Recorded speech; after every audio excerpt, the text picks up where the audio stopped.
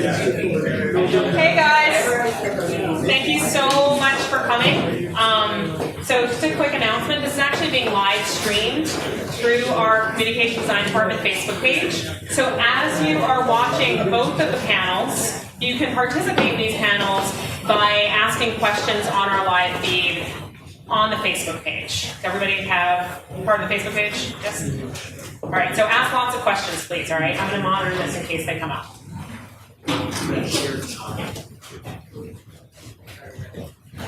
And I just want to introduce you, actually, because okay. So this is Dr. Shamika Mitchell.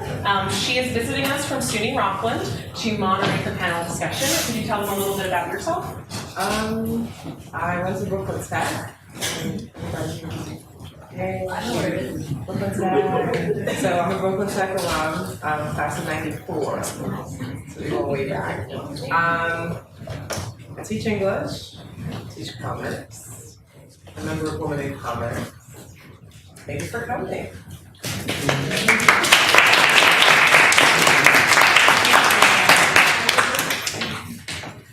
I'm going to start here. My right, your right. My right, your right. Right? Okay. With Marguerite Dubai. My first major comic, The Hookah Girl and Other True Stories, is an autobiography about Palestinian Americans. It was awarded 2 grants. The cultural differences she has felt between Arab and American cultures heavily informs her work. She strives to combine comics with academia, something that dovetailed into her work on A Voyage to Panjshir, a historical fiction graphic novel about the 7th century Silk Road, which is due out next year. Yes. She is a freelance illustrator and has worked with such publications as the School Library Journal, Mizna, and Takata magazines, among others. She also regularly contributes to the, I like this title, Electric Intifada, the Journal of Palestinian Studies, and Al-Shabaka. Marguerite, goodbye. Next, we have Regine Sawyer, Queen Regine, who's a New York City native and is the owner, writer, and creator for Lock It Down Productions Publications, which publishes the comic series The Rippers and Eating Vampires. Am I missing one? I Switch. I think there was one. I'm missing. That's Eating Vampires. Right. She is also the coordinator and founder of Women in Comics New York City Collective International, in which we are all wing. She has worked in the comics industry for almost a decade, and she is a professionally trained culinary artist who makes delicious red velvet snacks. So I gotta say, if you ever... And the cheese puffs. And I was trained right here in City Tech. City Tech alumni. That's right, an alumna of City Tech. She didn't bring any snacks today. And next, we have La Doña Laura Alvarez, who was born in Valencia, Spain. She completed an MA in Fine Arts in Spain and England. She has been a graphic designer for more than 15 years. She teaches and collaborates with different Bronx organizations such as the New York Botanical Garden, the Bronx Council of the Arts, the New York City Department of Parks and Recreation, and the New York Public Library. She has won various awards and is the co-founder, vice president, and COO, aka she's the person in charge, of BX Arts, Bronx Arts Factory, a nonprofit organization whose mission is to make art accessible to everyone in the Bronx.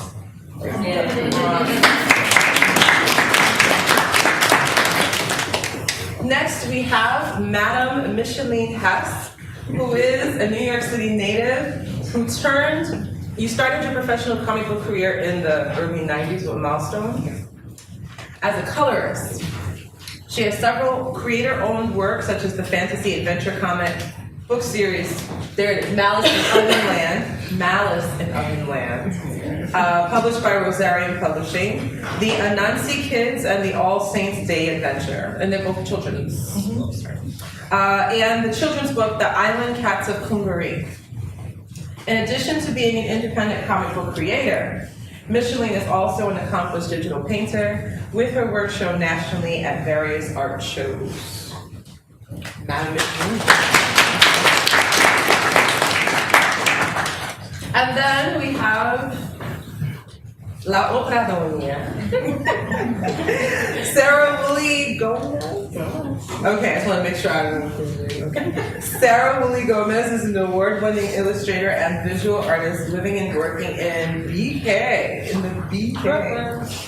That's here. Okay. She has worked on a variety of exciting projects for clients, including Scholastic Random House, Parallax Press, and has worked on 2 recent book projects, Los Pirineos, and Charlotte in the Quiet Place. No, wait. Oh, sorry. Okay. Charlotte in the Quiet Place, and then this one is. Just came out. Oh, The 9th of April. Oh, the 9th Los of April. Pirineos Oh, okay. See, I didn't even see that one yet. The 9th of April, which was just last week. Just last week. Yep. She also had the pleasure of creating innovative costume pieces, puppets, and props for film and theatrical performance. Credits include the feature film Monkey Bone and Vital Children's Theater in New York City.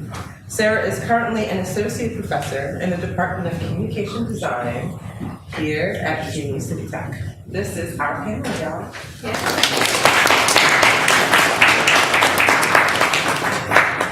So my first question, the title of this panel is Culture and Comics, Comics and Culture.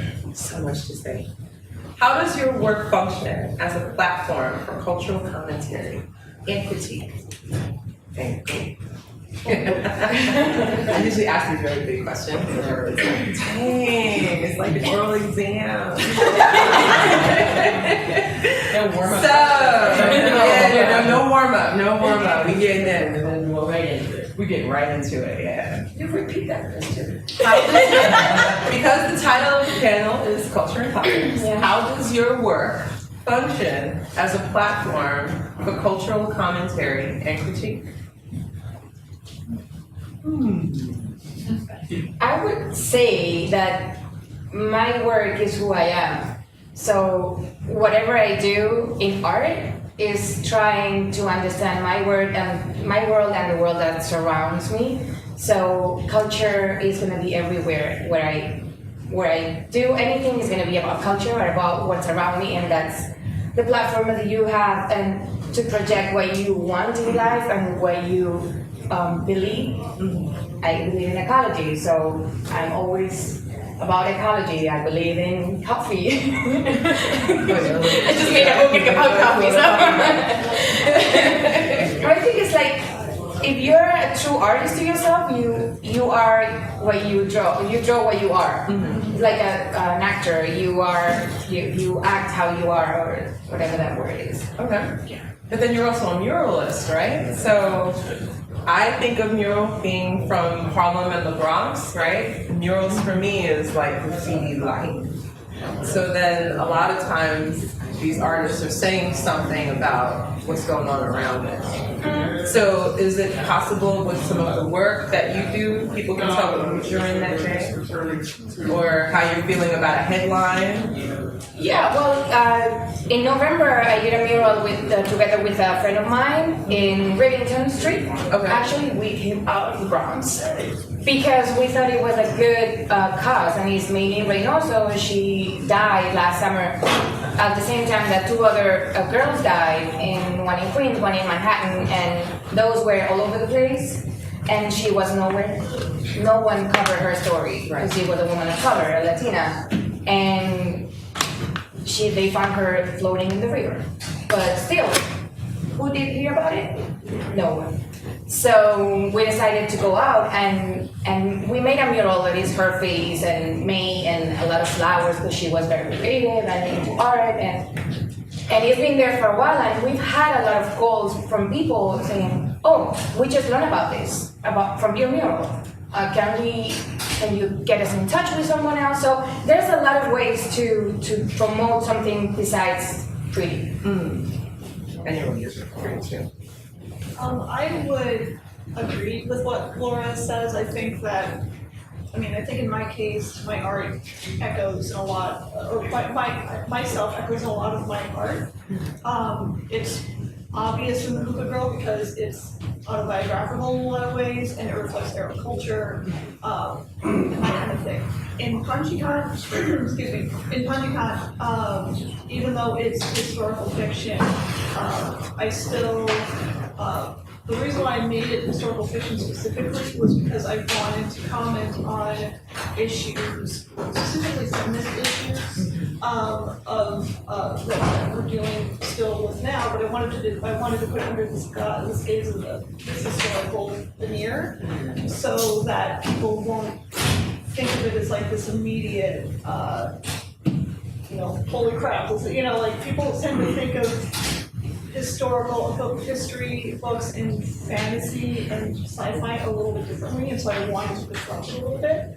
So in some ways, even my Punchy Cat book is a commentary on modern culture and modern ideas. I just kind of toned it down a little bit. Can you say more about the Hookah Girl in terms of responses to or criticisms of perceptions of Arab women? So the thing about the Hookah Girl is that I do talk about my family in the book, and my family, like my dad, I talk about my dad, and he's a sexist guy, but I never meant it to be. The problem when you're talking about a non-white culture is that people look at this one thing and then they're like, oh, that's representative of the entire. Yes, I understand. So, a lot of times people would come up to me and say, I actually had other Palestinians come up to me and say, why did you write this story? Now everyone's going to think other Palestinians are like this. When the truth of the matter is that I'm not, obviously I don't think that. I never meant the story to be a representation of an entire culture. It's just, this is how my family rolls. I'm just trying to tell a full story, and that's good and bad. There are positives too in the story, like every family, and lots of funny moments. And lots irony. Exactly. So to answer your question. Do you find that there are Arab girls, Arab American girls, perhaps might look to the Hookah Girl as a platform for inspiration, breaking out of certain traditional norms? That's a good question. I'm not sure. I hope so. I mean, not that traditional norms are. I'm not saying traditional norms are necessarily bad.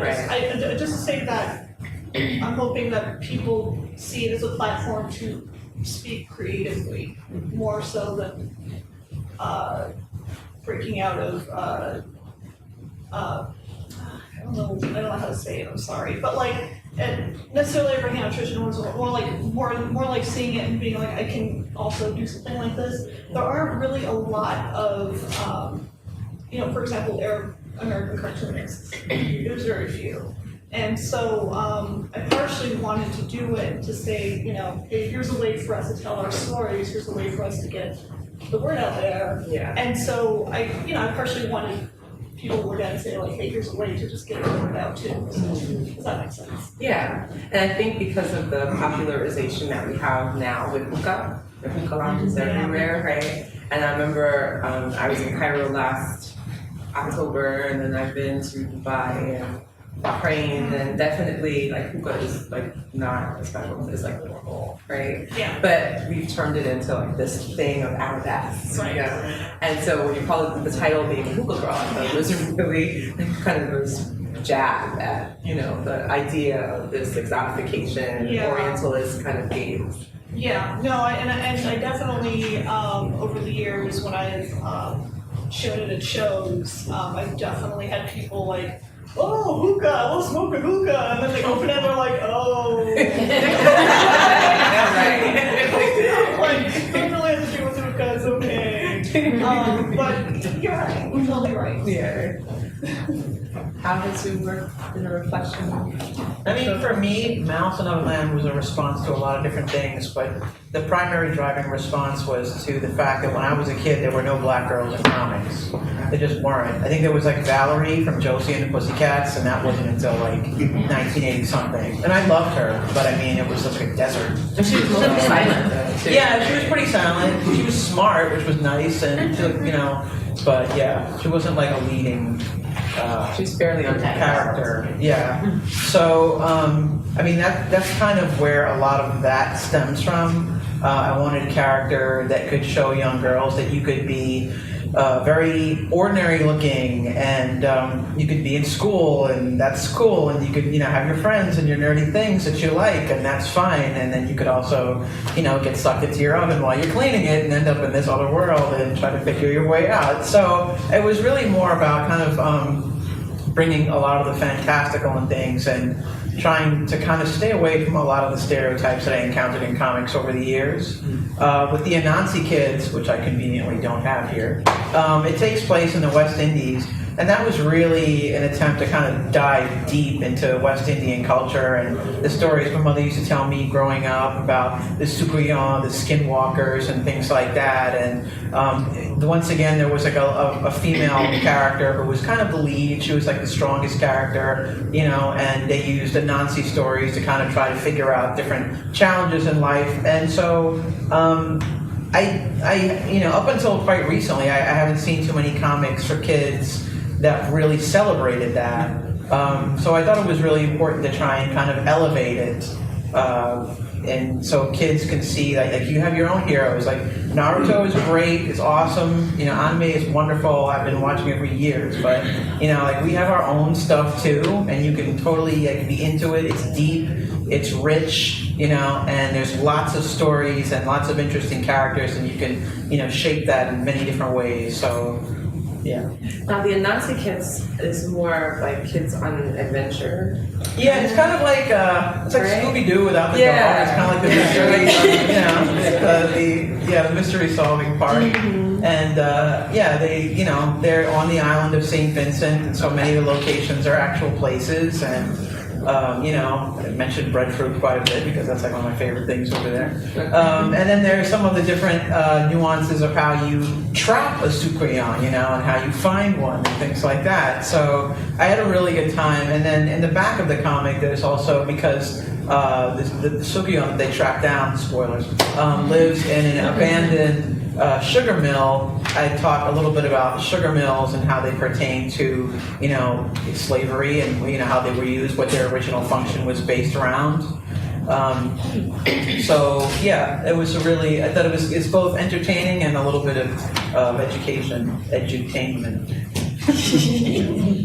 But the primary audience is going to be kids who are from similar backgrounds, or is it a window book intentionally?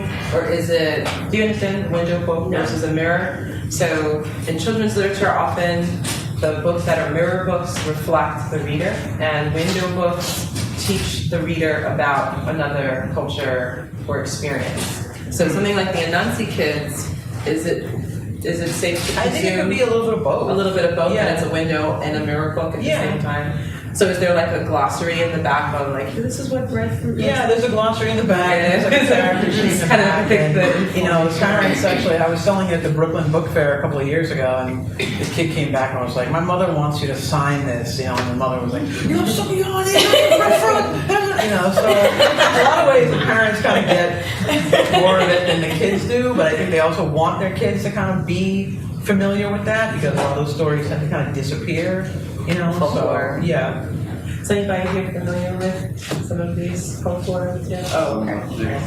So then, are there varieties to the folk tales, or is it like every island has its own version, or is it pretty consistent? I mean, I find that some of the, when you look at like glossaries and you look across different like Afro-Caribbean culture and things like that, you find that some of the creatures and things are actually very similar. Okay. But then sometimes they'll have different names, so there'll be different, you know, nuances about them that are changed. I mean, I only just dealt with one one creature for that particular story. So yeah, I'm not sure how I would take on the rest. There's a surprising amount of characters out there, but I worry about sometimes using the wrong character in the wrong place, and I don't want to like annoy people. Yeah, so that's another thing.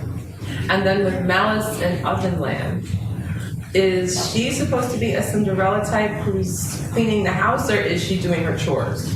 She's doing her chores. She's doing her chores. All of her teaching friends responsibility. Yeah, teaching responsibility. You know, I mean, I was joking with my mom the other day. I showed her a page when there's a page when the character is taking these 2 jugs of water to the local community garden, and I was like, "Yeah, this is what you made me do one summer, remember?" And so because the water, there was a drought and the water was off, so I had to bring these things. And at the time, I really hated doing stuff like that, of course. But I think it kind of lends a sort of character and strength to you too. You know, you learn how to cook when you're a kid and do these things, and then when you're an adult, you go to your job, and someone's like, "How do you cook that?" You know, and you're like, "Well." So yeah, I think it builds character and it builds strength and independence, and you can do things. You know what I mean? Instead of always kind of having to. Well, getting help is good. Asking for help is very important. But Especially around stove. yeah. But yeah, being able to be self-reliant was one thing that I wanted to teach like girls who were reading comics. And is she supposed to be Afro-Caribbean? Yes. Also St. Vincent? Not necessarily. Yeah, you can appeal to what the governor raised. Yeah, I figure when she's cleaning, there's certain things that's timing that may not be on everyone's palette. So Yeah, I wink at some things, but I just try to keep it. So what you were saying, Marguerite, actually, I really responded to. So in telling my book, Los Pirineos, the mostly true memoirs of Regine Gomez, is it takes place in the 1950s, and it's a collaboration between myself and my mother, and it's telling her story. So it's telling one family's immigration story, and there's a sort of weight when you are taking on, I am a Colombian American, I'm telling one family's story of immigration, but you also get that you're telling everyone's story. You now have that responsibility, and I've definitely had people come up at conventions to, either dispute things or just sort of to kind of talk about how their experience was similar or different than my family's. Yeah. And then with So the 9th of April is the new book. It's within the Los Pirineos series, and this one is dealing with a day called the Bogotazo, which was on April 9th, 1948, Colombia was plunged into a civil war. And so my grandfather was a supporter of the leftist candidate, and he was assassinated on that day. And on that same day, my family went into hiding. And so it is. So your question asked about social commentary, and I don't think I was consciously trying to say this is social commentary, and yet I'm, creating a book about a family of refugees and how they got here at the same time as we have a government who is, absolutely anti-refugee and anti-immigrant. I mean, I think that's clear. So, is it social commentary? Not necessarily. I'm trying to put a realistic picture of who we are and why we come to this country as an alternative narrative. and also add humanity back to the conversation. Exactly. When we talk about, particularly about Colombia, people often think Narcos. yes. We have coffee. Excellent series, by the way. Shout out to Netflix. Shout out to Netflix. But That is a good series. there are so many other things that are going on, but it gets reduced To those two things. to that, right? That's it. And then with the Selena, titles, three things. I'm not sure. yeah. I'm not sure. I mean, when I'm writing my books, I'm just writing stories that I want to read. Mm-hmm. And I think when I first started writing the Rippers, I started writing the Rippers when I was about 17 years old. And that's the sci-fi futurism. Yeah. And my intention when I started writing the Rippers was to showcase women in a different light than I'd normally seen them in comics. Because some of the books that I was reading, or at least that I'd stumbled upon, some of them were pretty violent towards women. And I stumbled upon one manga that was extremely sexually violent towards women, and the pages just went on and on and on, and inside of me I sort of kind of raged, like, well, where's something for me? Like, this is obviously not written or made for my eyes or for me to digest. So then I just started playing with themes that I enjoyed. I loved like space, it's like big guns. I started playing with that. And I said, well, I'm gonna create a female team, I'm gonna play with it and see what happens. So that's what happened with the Rippers. And then Ice Witch was a spin-off of the Rippers.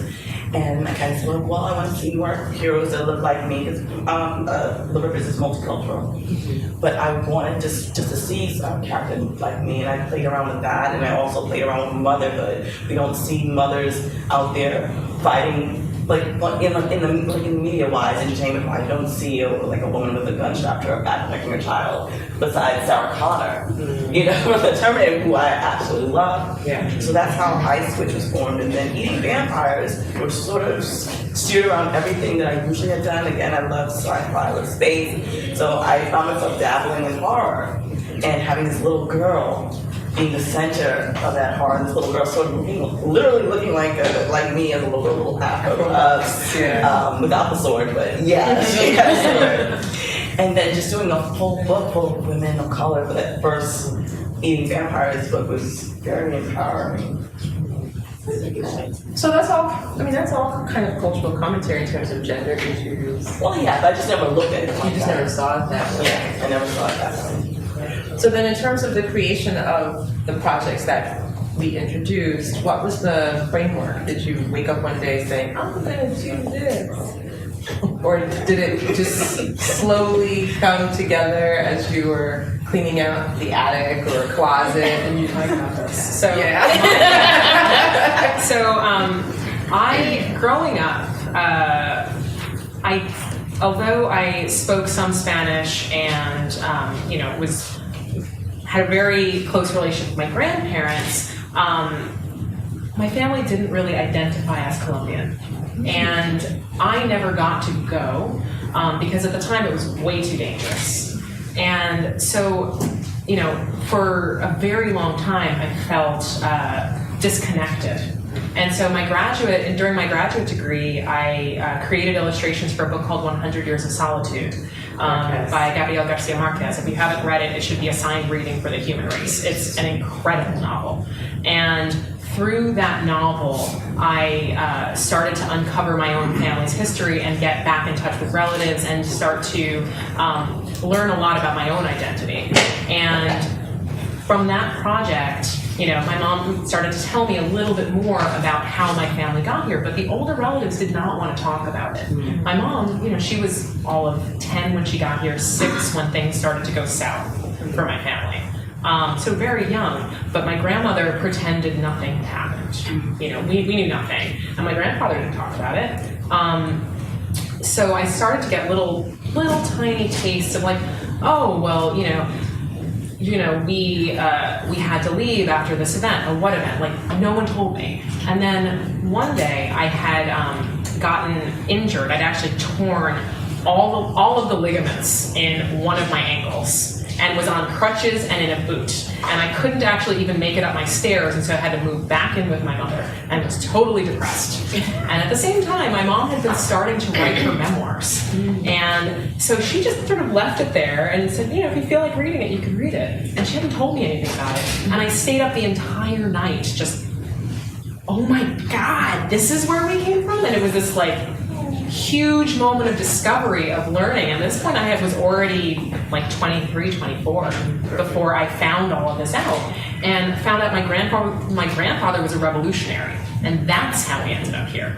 I found out that my mother was expelled from school for biting her nun on the same day as the revolution started, which is how she ended up home in the first place. Wow. You can't even make it up. And so it was just this incredible page turner. And till the very end, again, spoiler, but very end where they ended up having to hide all of the children of the whole family underneath sugarcane to be able to sneak them out of the family ranch because men with guns were coming in on the other side to kill the entire family. because they were being hunted from county to county to county. So obviously, I mean, if this was your family and you had never even heard about any of this, and no one was talking about it, you would have stayed up the entire night too. So, you know, when we got up the next morning and had coffee, I was like, I need to draw this. And so that was the very beginning of writing the grant for Los Pirineos. And so that was the first book. The creative process. How we follow that?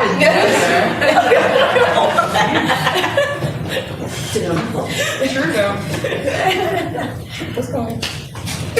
We're all looking at you. The creative process.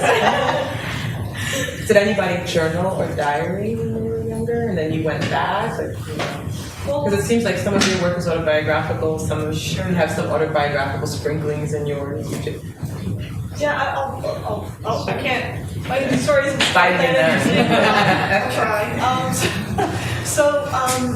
So basically, you know, I grew up in this Arab household, and I grew up surrounded by everything. And you know, being Palestinian is a very political thing. It's like, no matter what, you say the P word, a lot of people, it like raises people's hackles. Like, you just can't kind of avoid it in some instances. And, you know, when I was younger, I really didn't own it. I think I really didn't like, you know, having that kind of political, I don't know the word. Like I didn't like, yeah, like that weight happen. Like just from just being a pressure, just being myself, because like I'm just being whatever. And so I sort of just thought, well, I'm just gonna let other people figure it out. This gigantic thing way beyond me, I can't deal. And you know, basically 9/11 happened, and you know that was a crack storm in terms of being an Arab in this country. That was really the first wave of you know, massive anti-Muslim, anti-Arab sentiment in this country, and I really felt it, and I felt like I had to say something. Like I really just felt like, you know, I have a responsibility to say something because I can, and you know, it's absurd. So that's really the beginnings of the Hoopa Girl. Was like that really just started sparking me that I'm the only one who's going to be able to say something like Arabs have to speak up for themselves. We can't wait for the media or other people to speak up for us. We have to do it. Yeah. So it eventually, I mean, it took a while for it to, you know, for me to finally just like gather everything and come out with it. But that's pretty much it. Well, the creative process for me started, like I said, I started creating the rippers when I was 17, but before then, I was just like my own, right? Oh my gosh. But yeah, what I used to do was I had stacks and stacks of sketchbooks, and I would sketch out my characters, and I would start maybe about 10, and I still have some of those sketchbooks in my house of all these little characters that I made. And I think when I was 17, started doing the same thing, but then started adding the writing to it. And I've always written, but I guess even though I was an avid comic book collector, for some reason I was just so enthralled with the actual drawing of everything. It wasn't like, okay, Regine, now write the story. But then as I got older, I just continued to add to the artwork, and then add stories, and then just continue from there, learn how to make the stories, learn how to write comic book scripts, and pair everything together. That's how that happened. In terms of writing the story, did you have an idea as to where you wanted it to end, or where you wanted the climax to be? Because there's the typical plot diagram, right? Well, where the exposition, rising action, falling action. So did you say like, okay, I know I want this to be a key part, and then you just built around it? Generally, I can envision the beginning, the middle, and the end. Okay.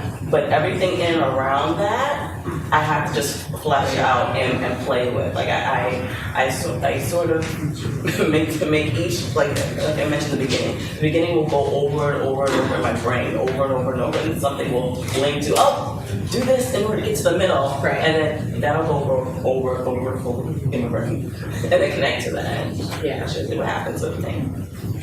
Because I teach literature as well as comp, the one thing I always tell my students is, in many instances, it's not who that keeps you interested, it's the how. And so when you're reading a story, if the how is not interesting, you're probably going to be done. It doesn't matter how cool the character is, if you're figuring out, like, how are they going to get out of this, or how is this issue going to get resolved? In terms of some of the revision process, right, for the writing, did you find, for those of you who were doing narrative prose, that you had several versions of your drafts? You know, when do you know that it's ready to go in terms of the creative process? To say, all right, the story's done, I'm not gonna look at it again. You know, like when you're giving your essays for term papers, right? You don't want to see it again, it's over, or are you shopping it around to other friends to look at your outline or your draft before it becomes this or that? I don't know. Or To me, that, it was you know? kind of like, you know, those scenes from The Thing when the character would reveal itself and the tentacles would just fly everywhere and it would pull things in. I would start writing and it would just be like a recursive process. Okay. So I would write down basic points and then I would go back and I would go back and back, and each time I would refine it and make it more detailed and think about pacing and things like that. But typically I would actually start drawing before I finish writing. Oh, so you draw first? No, I write You write first? and then I start, when I have a certain amount written, I start to draw. Okay. But it's usually not stitched up by then. So like, even while I'm drawing, I'm like, what am I gonna do about this other thing? You know. So I don't say it's necessarily the healthiest way to go about it, but yeah, as far as writing, that's how we handle it. Okay. And you also work with an editor, or how does that process For unfold? Mouse and Ovenland, I have to run it past an editor, but they've actually been great in giving me kind of a certain amount of freedom. They don't really try to change too much. Okay. With the Anansi kids, I mean, a lot of that stemmed from a kind of perverse desire to create everything on the iPad. So I really kind of hemmed myself in quite a bit, yeah. Okay. Like I used notes to write out the story, and then I used wow. an app to do the art, and then I used another app to like put the words in and stuff like that. And so people would say, well, why don't you just print it out and do it in Illustrator? And I was like, no! It's in here! Yeah. So that was a very different process, but same in the sense of it was a recursive writing process, and then the drawing started a little ways after. And for both of you, did you? Well, I co-author. You with- co-author Yeah, the so it's first kind of a, yeah, so Or for both of them? Both of them. So Both co-author. Charlotte and the Quiet Place, I worked with a separate author. Right. But for Los Pirineos and for The 9th of April, those are both co-authored with my mom. Okay. And so she does the first draft and does all of the prose writing. And then for both books, it was a process of me getting this manuscript that's about that thick. And then editing, going back to her, definitely like, what did you do? You took out the best parts. And then so we would sort of, then there's a negotiation of going back and forth. And for the second book, we got quite a bit better at it. At this point, my mom is writing already in comics script, and so it was much easier to do the editing process. But I had I went on a residency for the second book, where I was able to workshop it with 8 other artists who were also working on memoir style work. So that was really helpful. But the script has to be finished, and I thumbnail everything first to the point where you can actually read it as thumbnails before I start drawing. And even then, I find myself redrawing pages. But yeah, for me, I try to get as much of the, narrative done before I start falling in love with any visual imagery. And did I miss here, or did you not say about your drawing? Is it paper and pen, or are you digital? No, I'm traditional. So I work pencil on paper, and then actually some of the originals are over there. I work pencil on paper, and then I ink onto watercolor paper, and I paint as a value scale. Okay. And so I digitally color the values that are on the watercolor paper. Are there any art majors here? Do you understand what you're saying? Yeah. Okay, good. So I guess this is clear. There's technique. And in terms of your project, Sure. So that comic, The Little Girl, that was done pen and ink traditionally on paper. I actually did all the thumbnails on, like, I took a composition, like a 99-cent composition notebook and like wrote, because like, I love having to not be precious about it. You know, I love just taking a ballpoint pen and just like scribbling all over it. Like that just feels really good to me.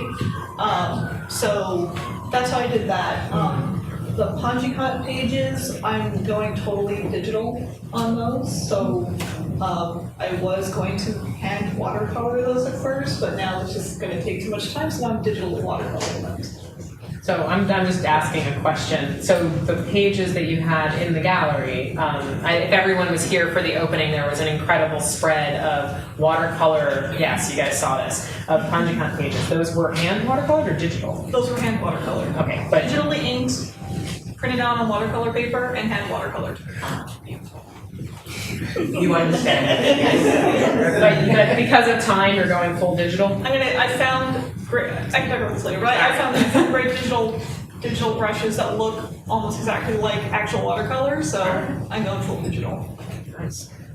And then for Laura's murals and like the piano piece that you just did. I paint which was everywhere. really interesting. Everything. Do you have a graffiti tag name, by the way? Just I'm or just wait, we are live streaming. We don't need one. I'm just loud now. I do it legally. We always get permission and money to do it. Oh, okay, yeah. It's the best way to do it. Legally, right? You're not gonna see her on any subway cars anywhere. When you get a wall, big wall, right, side of the building or something, how do you know where to start? I see it.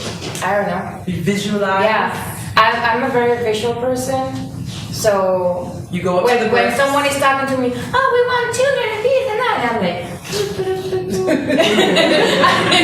I just completely disconnect, like, no, you don't want that. I know what you want. You think that's what you want. Yeah, usually that's what happens. Now, I've seen the process in which there's like outlining that's done and then eventually things get filled in.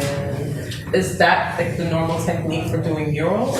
It's the same It's thing. spray as- paint, right? Yeah, well, Special it's the spray same. paint? Is there like a special resin? Is it just plain old paint? It's whatever you get. Okay, It's like in art, is whatever you get is good to draw. okay. If it's crayons, it's crayons. If it's doesn't matter. It doesn't matter. Yeah, I think it's like the drawings that I have over there. That's the book that I'm working on. The first one, it has color, it's digital color, but I did them all in ink on paper. And basically, doing a mural is the same thing. It's just on the bigger scale. Yeah, it's just big, and it depends on your skills, and it depends on your confidence, and it depends on how big it is. Then you want to use a projector. I've never used a projector because I'm like, I can't follow scripts. I did the script for that one, like, I don't know, every time I look at it, I change things. So I can make 25 different sketches, and then whatever I put on, it's gonna be different. Okay. The sketches that I have. Because I go, oh no, it's recipes, I can't do twice the same thing. But that's just my personal way of working. Okay. So, but I usually do freehand, so I just go ahead and draw whatever on the wall. If it's too big, then you need some kind of or a projection or something to draw, just to have the main guidelines, and then just go for it. Okay. And you said you get permission to draw on people's walls. Yeah, and they pay you for it. Yeah. Right. For anyone who missed the 5 Points, there is a 5 Points festival, arts festival that's coming up because they've destroyed the 5 Points. So then you get a chance to see, I guess, some of the murals resurrected that they were able to photograph into posterity. But definitely public art is something that's still very political because some say it's like a nuisance or that it's distracting. Yeah, well, whatever. If you pay for it, if you're a big ad, it's fine to be there. But if you're doing a nice mural about something in the neighborhood, then it's distracting the people driving like that. So, but I think just bringing things like the piano, so bringing smaller things into the public, into the streets, and seeing how people react to it. They're getting used to it, and it's getting bigger, and people is more receptive to have a nice mural than to have 5 tags that they're gonna be having to square it off like every other week. Yeah, and definitely. That's why they pay for it. Yeah, and I think people often have a misperception of art is that it has to always be like on a wall somewhere, and art is everywhere. It's all around you. The first mural I It's in did in galleries, New York it's was in on the museums, floor. but it's also on the sidewalks in the park. Yeah, the first mural I did in New York, it was on the floor. It was the sprinkle area on the park. So it was like so ugly and dirty. So we cleaned it up and we painted it, and I did all the fishes in the Bronx River, and we've done it like several other times because you have to keep it up. Yeah, because the kids are gonna No, but water is known for weather. we are live streaming. I don't know if there's any way to see if there are any questions. I'm looking right now, I don't see any questions, but there may be questions from the audience. Yeah, so I am going to give digital chance. Is there any questions here in live feed for the art students? Yes. When you started, how did you get your name out there on your regular book out there? How did you get your name out when you started out in your career, in your craft? Right? Did I get it right? For me, you just have to be everywhere. Apply for everything, send your drawings everywhere, put it as many places as you can so people think you're someone. Oh yeah, I've seen that name before. Oh, I've seen your drawings. That happened to me in the first mural I did with the DOT. You don't know how many times I applied. And finally I got the first one. I'm like, yes. And when I went into the meeting with all these big people in that room with all the all the big names. And one of the directors of the DOT, our program, she's like, oh yeah, I've seen your work before. You're the one that I'm like, you never gave it to me. You saw my work so many times. You know me. Yeah. And you didn't know you knew me. But I think that's the way to go. For me, unless you have a rich uncle that can. Can you speak a bit about, did you have anything? Go ahead. Oh, okay. Can you speak a bit about how to protect your art when you're putting it out there? Because I've seen, especially on Instagram, for the love of screenshots, that people will repost art and not credit the artist. But then sometimes if you're putting your signature or watermark somewhere on there, it actually distracts from the art. Yeah. So how do you try to get yourself publicized without, letting people get it and accounted for? Is there a way that you've mastered? Do you have digital portfolios? Some people are very protective of their work and won't post anything online because of theft.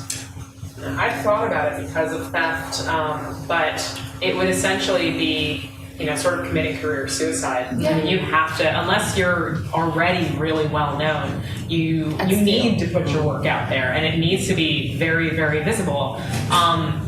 The one advice I can really give is you can get your work copyrighted for very little money. I think it's something like 24 images for like $30. And something like that. So all of my comics have been copyrighted before I put it out there, just to protect myself. I haven't honestly been quite as responsible with my illustrations, but most of them are on commission for someone else. And so essentially it would be very difficult for someone to claim that that's their work when it's already being used, with my name credited earlier. So I don't have a watermark or anything like that, but with my writing, I'm very careful to make sure that I get everything copyrighted before I put it out there into the world.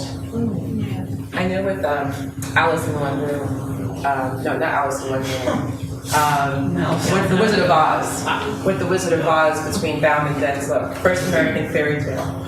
And what was interesting with Denslow, who was the illustrator, was that on every single illustration for Dorothy the Lion or anything, he had this insignia that he inserted into everything. It was the first time that you have this intentionality of this trademarking, licensing of your intellectual property, essentially. And this is in 1900. And so, it was really fascinating when I teach children's literature, but I always thought who would go through such efforts and lengths in 1900, right, to put the little seahorse with the den on every single thing, and he did. And so any later publications of The Wonderful Wizard of Oz, if they even use something like his illustrated, they have to credit him. Good. Which is really interesting. I saw a hand in the back. I was copyrighting the work, so we try to do that Okay, so you can go to the U.S. copyright website, and they actually make it really easy nowadays to do this. You can just do it online. You go to the U.S. copyright website, and there's actually a basic form that you fill out, and then you can upload the images digitally, and they can just be low-res images, and like 72 dpi. And you can upload, I think it is up to 24 images at one time, and you give them $30, you pay it by credit card, and then eventually they'll send you a certificate in the mail that says, you're officially copyrighted, all these images are copyrighted by the Copyright Office. what if it's for like colors? I have a lot of characters and it's more than 34 images. So you do a second set. Yeah. So like every set, right? Yeah. So sets of 30. Something like that. 24. Or sets of 24. Sets of 24. So if you have 50, then that means you're going through it twice. Yeah. Do you know about trademarking?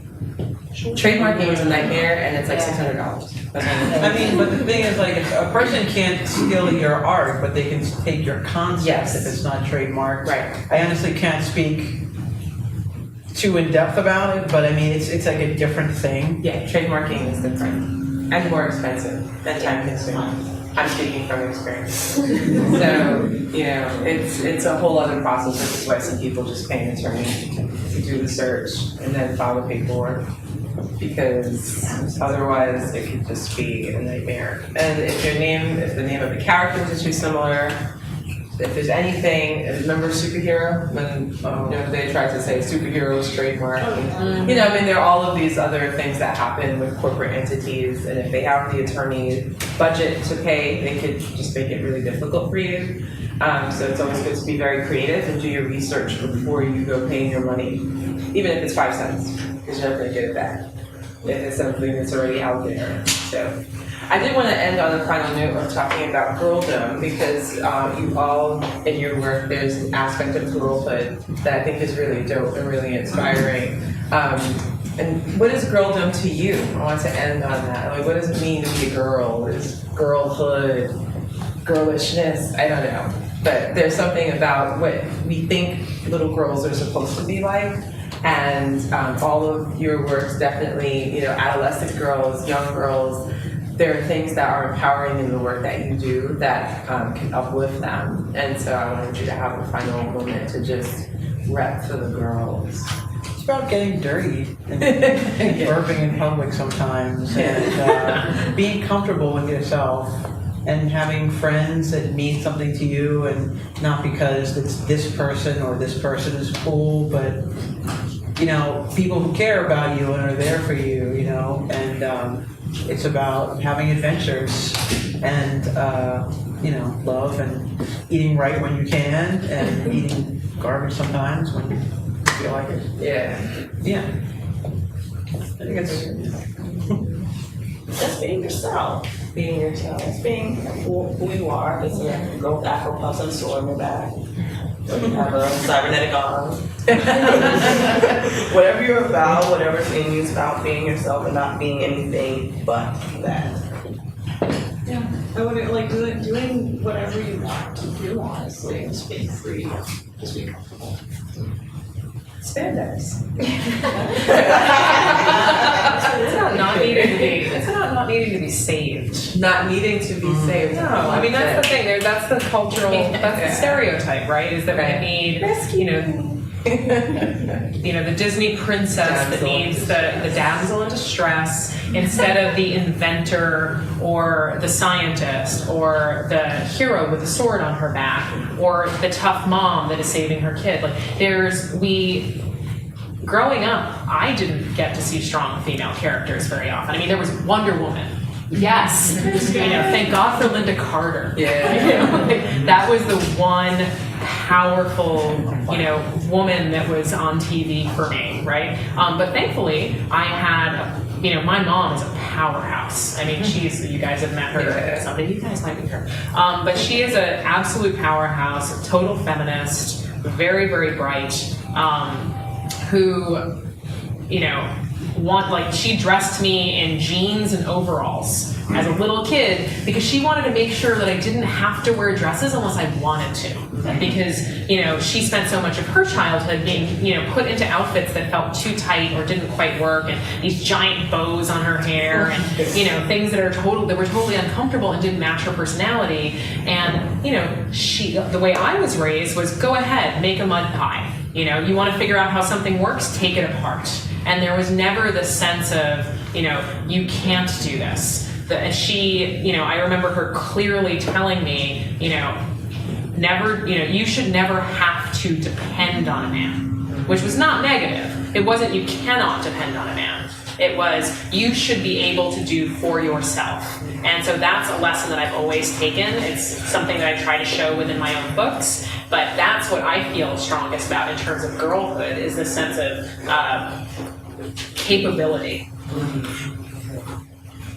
For me, when you ask me when I was little, so what do you want to be when you grow up? Like, no, I don't want to grow up. That was always my answer. Never. Like, why would I want to grow up? Still, I don't, but you know, cannot happen. But yeah, I don't feel like 40. It's just like it's not there. So I don't know. In my brain, I never grew up, and in a certain way, I mean, you know, responsibilities, whatever, yeah. But in a creative sense, like in creative talking, I don't want to grow up. I don't want to be like, oh no, this is right, oh this is wrong. For me, in art, everything is right, and art is to have fun and to understand yourself and to just be yourself. So. Still, I'm a little girl in my drawings. Coloring outside the lines. And using lots of glitter. Yes. Well, thank you very much. Oh, wait, one last. I do have a question. Okay.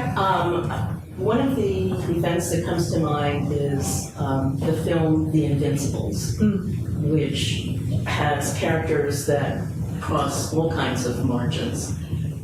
Did that have any influence on any of you when you saw it?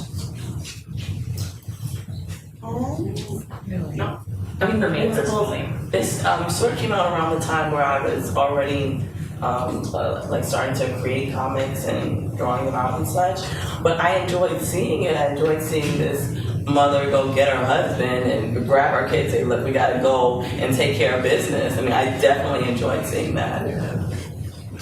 The baby was funny. The baby was really funny, that little baby. You mean The Incredibles? The Incredibles. Yeah. Oh, yeah. Now I understand. Thank you. Anything else? Okay. Well, thank you very much.